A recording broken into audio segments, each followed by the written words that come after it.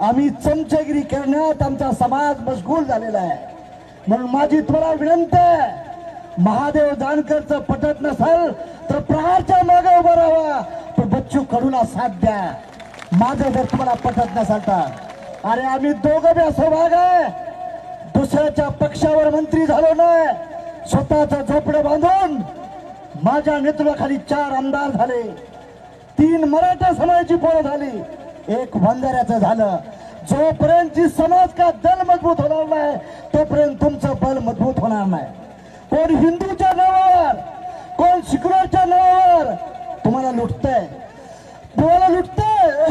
म्हणून माझी तुम्हाला विनंती आहे, लोकसभा विधानसभेला काय झालं, मी आणि बच्चू कडू आम्ही स्वतंत्र लढलो।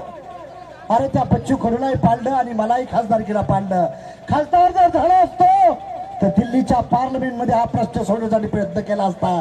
पण माझी तुम्हाला विनंती आहे, शेतकरी बांधवांना, मेंढपाळ बांधवांना, इथून पुढे मोठ्या पार्टीला मतदान करू नका।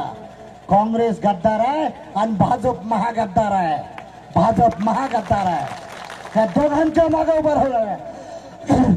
बच्चू भाऊ काळजी करू नका, असाच मोर्चात आपल्या नेतृत्वाखाली कुठं काढू, पुण्याला काढू। ताज्या आणि सुपरफास्ट बातम्या पाहण्यासाठी स्वराज्य न्यूज मराठीला सबस्क्राईब करा आणि बेल बटन प्रेस करा।